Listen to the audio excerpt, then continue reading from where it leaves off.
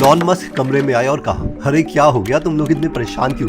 इस कमरे में 5 बेस्ट इंजीनियर्स एक कंप्यूटर को घेरे हुए थे और ये लोग बहुत परेशान लग रहे थे। इनमें से एक पेपैल का मेन इंजीनियर था जिसका नाम था लेवचिन। उसने इलॉन मस्क को देखा और कहा, हम लोग एक डिफिकल्ट प्रॉब्लम सॉल्व कर रहे हैं। इसके बाद उन्होंने इलॉन को इस प्रॉब्लम के बारे में बताया। इलॉन ने इस पर कहा, हाँ ये तो बहुत आसान है, और इसके बाद इलॉन ने इसका सोल्यूशन बता दिया। इससे पहले कि कोई आंसर देता, इलॉन वो कमरा छोड़ के चले गए थे। सबको लगा कि इलॉन क्रेजी हो गया है। वहाँ पर बैठे 5 इंजीनियर्स बेस्ट थे और ओरेकल की प्रॉब्लम सॉल्व कर रहे थे, जबकि इलॉन को ओरेकल के बारे में कुछ भी नहीं पता था। इलॉन विंडोज के मास्टर थे। सबने इलॉन का सोल्यूशन चेक किया और एक एक करके कहा, शिट, ही इज राइट। थोड़े सालों के बाद कुछ सेम चीज हुई। इलॉन मस्क की कंपनी स्पेसएक्स का 3 बार रॉकेट फेल हो चुका था और लास्ट रॉकेट को दोबारा से ट्राई करने के लिए उन्हें पैसे चाहिए थे, वरना ये कंपनी बंद हो जाती। इलॉन ने पैसों के लिए पीटर थिल से हेल्प मांगी, जो पेपैल के टाइम में इलॉन के साथ काम कर चुके थे। पीटर थिल ने कहा कि इससे पहले मैं तुम्हारी रॉकेट कंपनी स्पेसएक्स में इन्वेस्ट करूं, मैं स्पेसएक्स के चीफ इंजीनियर से बात करना चाहता हूं। इस पर इलॉन मस्क बोले, हाँ तुम अभी स्पेसएक्स के चीफ इंजीनियर से ही बात कर रहे हो। पहले तो पीटर थिल को लगा कि इलॉन मस्क मजाक कर रहे हैं, क्योंकि ये दोनों कुछ साल पहले ही सॉफ्टवेयर बना रहे थे। जब पीटर थिल को पता चला कि एक्चुअल में इलॉन मस्क स्पेसएक्स के इंजीनियर हैं, तो वो हैरान हो गए कि इतनी जल्दी इलॉन मस्क ने रॉकेट्स के बारे में इतना सब कुछ कैसे सीख लिया। Elon Musk. Elon Musk, Elon Musk. Elon Musk. the richest person on the planet. Musk is, he'll be the first trillionaire.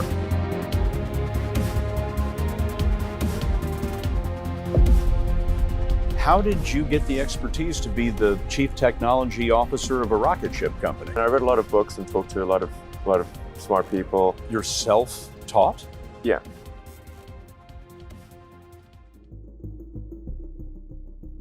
Elon Musk की कंपनी स्पेसएक्स का एक इंजीनियर बोला, रॉकेट के इंजन बनाने में हमें बहुत टाइम लग जाएगा, क्योंकि हमें मिलिट्री का मेथड यूज करना पड़ेगा, जो कि बेस्ट मेथड है। इलॉन मस्क और ये मिलिट्री का मेथड यूज करती है। इंजीनियर मिलिट्री वाले रॉकेट बनाने से पहले उसके मटेरियल को हर कंडीशन में टेस्ट करते हैं। फॉर एग्जांपल, अगर उन्होंने किसी भी मटेरियल की टेम्परेचर कैपेसिटी को चेक करना है, तो वो उस मटेरियल को बहुत ही ठंडे और बहुत गर्म टेम्परेचर में दिनों तक रखेंगे और फिर देखेंगे कि उस मटेरियल का इन एक्सट्रीम टेम्परेचर में क्या होता है, और ऐसे ही वो उसी मटेरियल को अलग अलग तरीके से टेस्ट करते हैं। इलॉन मस्क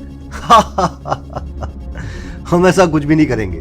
देखो, कुछ भी जल्दी सीखने का एक ही तरीका है, गलतियों से बचो मत, बल्कि बहुत जल्दी गलतियां करो, उन्हें पहचानो और जल्दी से ठीक कर दो। इसीलिए रॉकेट के मटेरियल को पहले ज्यादा टेस्ट करने की जरूरत नहीं है। एक इंजन बनाओ और उसे टेस्ट स्टैंड में खड़ा कर दो।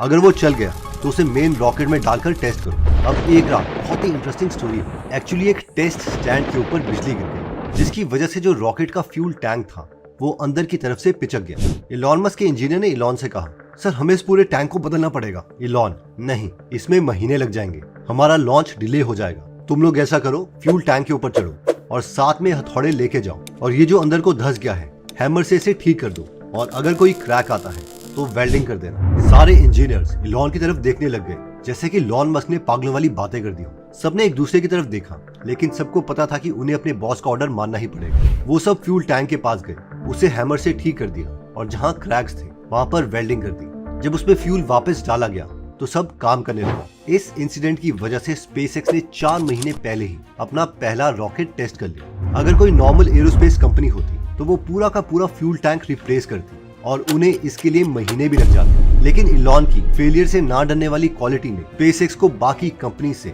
10 कदम आगे रखा। देखिए, इलॉन मस्क ने जब पेपैल को बेच दिया था, उसके बाद उन्होंने डिसाइड किया था कि वो रशिया से एक रॉकेट लेंगे और उसके आगे एक पौधा एज अ पेलोड लगा के मार्स में भेजेंगे। उन्हें उस वक्त लग रहा था कि जब इसकी वीडियो अर्थ पे इंसान देखेंगे तो वो इंस्पायर होंगे और अमेरिकन गवर्नमेंट नासा को पैसे देगी मार्स प्लेनेट के मिशन के लिए। इसके लिए वो रशिया गए और एक ग्रुप से मिले। इस रशियन ग्रुप को वो बहुत ही पैशनेट होकर बता रहे थे कि इंसानों का एक से ज्यादा प्लेनेट में होना कितना ज्यादा जरूरी है। इस पर एक रशियन बोला, ये रॉकेट हमने इसलिए नहीं बनाया कि तुम जैसे इंटरनेट मिलियनेयर इसे मार्स में भेजे। तुम्हारा चीफ इंजीनियर कौन है? इलॉन बोले, मैं ही चीफ इंजीनियर हूँ। इस पर उस रशियन ने इलॉन मस्क के ऊपर थूक दिया और ये मीटिंग वहीं पर खत्म हो गई। बाद में इलॉन मस्क एक और रशियन टीम से मिले और कहा, इस रॉकेट का कितना प्राइस है? सामने से रशियन बोला, $18 मिलियन। इलॉन, ओके तो ठीक है, $18 मिलियन 2 रॉकेट्स के ना। रशियन, नहीं, 18 मिलियन का एक रॉकेट। इलॉन, ये तो एक रॉकेट का बहुत ज्यादा प्राइस है। रशियन, अभी अभी एक रॉकेट का प्राइस $21 मिलियन हो चुका है। इसके बाद वो रशियन बोला, बेटा तेरे पास इतने पैसे नहीं है कि तू इन रॉकेट्स को खरीद ले। इलॉन को इस पर बहुत गुस्सा चढ़ा। इसके बाद इलॉन और उनकी टीम वापस एयरप्लेन में अमेरिका जा रही थी। इलॉन अगली सीट में अकेले एक लैपटॉप पर काफी आर से काम कर रहे थे। पीछे बैठे थे उनके 2 एम्प्लॉइज जिनका नाम था कैंट्रेल और ग्रिफिन। ये दोनों इलॉन को देख के बातें कर रहे थे। ये दोनों इलॉन को देखते हुए आपस में बोले, तुझे क्या लगता है कि हमारा सन की इंटेलिजेंट बॉस इतनी देर से लैपटॉप में क्या कर रहा है? इलॉन पीछे मुड़ा और अपना लैपटॉप दिखाते हुए कहा, गाइस ये देखो, मुझे लगता है कि हम खुद का रॉकेट बना सकते हैं। जब कैंट्रेल ने लैपटॉप की स्क्रीन देखी तो उसने कहा, डैम, तभी इलॉन मस्क मुझसे मेरी रॉकेट की बुक्स पिछले 1 साल से मांग रहा था। एक्चुअली इलॉन मस्क ने रॉकेट्स के बारे में सारी चीजें 2 एक्सपर्ट से बहुत ज्यादा सीखी थी। इन दोनों का नाम था जिम कैंट्रेल और टॉम म्यूलर। इन दोनों लोगों को इलॉन मस्क ने हायर किया था और इन दोनों मदद से ही वो रॉकेट्स के हर इंपॉर्टेंट कॉन्सेप्ट को समझ पाए और हर इंपॉर्टेंट डिसीजन लेने से पहले वो इन दोनों को ही कंसल्ट करते थे। इसके अलावा उन्होंने हर चीज किताबों से ही सीखी जब तक उन्हें मेंटर्स नहीं मिले। इलॉन को सबसे अच्छा लगता है बायोग्राफीज पढ़ना, तो अगर आप भी स्टीव जॉब, इलॉन मस्क या बाकी बायोग्राफीज पढ़ना चाहते हैं, वो भी हिंदी में और फ्री में, तो आप गीगल एप्लीकेशन डाउनलोड कर सकते हैं, जहां पर 200 से ज्यादा बुक समरीज हिंदी में फ्री में अवेलेबल है। तो अगर आप इंस्टाग्राम के अलावा नॉलेज में भी इंटरेस्टेड हैं, तो आप इस ऐप को डाउनलोड कर सकते हैं। इसका लिंक मैंने डिस्क्रिप्शन और फर्स्ट कमेंट में दे दिया है। इलॉन मस्क और उनके इंजीनियर म्यूलर एक टॉक में गए हुए थे, जहां पर उन्हें एक दूसरी रॉकेट कंपनी का इंजीनियर मिला। इस कंपनी का नाम था बील एरोस्पेस। ये रॉकेट कंपनी बैंकरप्ट हो चुकी थी। इस कंपनी के इंजीनियर ने बताया कि टेक्सास से 26 किलोमीटर दूर एक जगह है जहां पर वो लोग रॉकेट को टेस्ट करते थे। वो लोग उस जगह को बेचना चाहते थे। इलॉन के साथ आए इंजीनियर्स ने बोला, ये तो बहुत अच्छी बात है, इसे हम जरूर कुछ दिनों में देखने चलते हैं। इलॉन ने कहा, नहीं, अभी के अभी प्लेन में हम वहां पर जाएंगे। उस टेस्ट साइट में एक ही एम्प्लॉय वहां पर रखवाली कर रहा था। इलॉन ने उस एम्प्लॉय का नंबर लिया और प्लेन लेके वहां पर चले गए। वो एक काफी खुली जगह थी जहां पर आसानी से रॉकेट्स को टेस्ट किया जा सकता था। इलॉन के साथ जो इंजीनियर था वो उस जगह को देख के बहुत खुश हो गया और इलॉन से उसने कहा, यहाँ तो सब है, टेस्ट स्टैंड है, वाटर टैंक्स हैं, ये तो हमारे लिए परफेक्ट जगह है। इस पर इलॉन बोले, म्यूलर चुप रहो, तुम इस एम्प्लॉय के सामने इस जगह की तारीफ कर रहे हो, जिसकी वजह से ये टेस्ट साइट हमें महंगे में देगी। इलॉन मस्क के साथ आए इंजीनियर्स ने अगेन सोचा कि इस जगह को किराए में लेने के लिए कुछ दिनों में इसके मालिक से हम बात करेंगे। लेकिन अगेन इलॉन ने उसी वक्त कॉल करके 1 साल के लिए उस जगह को किराए में ले लिया, वो भी सिर्फ $45,000 में। और ये सब तभी हुआ क्योंकि इलॉन मस्क एक चीज पर फोकस करते हैं, वो है एक्सट्रीम सेंस ऑफ अर्जेंसी, यानी जो भी काम करना है बस अभी करना है। 2017 में इलॉन मस्क अपनी कंपनी टेस्ला की बैटरी फैक्ट्री में काम कर रहे थे। वहां उन्होंने देखा कि बैटरीज के एक स्टेप की वजह से पूरी टेस्ला कार बनाने में बहुत टाइम लग रहा है। इलॉन ये देखकर काफी ज्यादा गुस्सा हो रहे थे और अपनी टीम से कहा, बैटरीज को बनाने में इतना टाइम क्यों लग रहा है? इंजीनियर, सर दरअसल बैटरीज के पिंस को कवर करने के लिए हम प्लास्टिक कैप्स का इस्तेमाल करते हैं और काफी बार हमारे पास ये कैप्स खत्म हो जाती है, जिसकी वजह से पूरी बैटरी की सप्लाई रुक जाती है। इलॉन मस्क ने कहा, लेकिन हम इन कैप्स को लगा ही क्यों रहे हैं? इंजीनियर, एक्चुअली सर हम इन कैप्स को इसलिए लगा रहे हैं ताकि सप्लाई के दौरान बैटरी के पिंस टेढ़े या डैमेज ना हो जाएं। इलॉन के अकॉर्डिंग ये एक जरूरी स्टेप नहीं था, इसलिए उन्होंने कहा, इन कैप्स को लगाने से पिन में कोई फर्क नहीं पड़ेगा, इसलिए स्टेप को हटा दो। इन पिंस को हटा दिया गया और सरप्राइजिंगली कैप्स के बिना भी इनकी बैटरी पिंस डैमेज नहीं हो रही थी, जिसकी वजह से टेस्ला कार्स जल्दी मैन्युफैक्चर हो गई। ऑल्दो ये लर्निंग प्रिंसिपल वाला एग्जाम्पल मैन्युफैक्चरिंग से रिलेटेड है, बट इससे हमें ये लर्निंग मिलती है कि हम किसी भी प्रोसेस को जितना सिंप्लीफाई करेंगे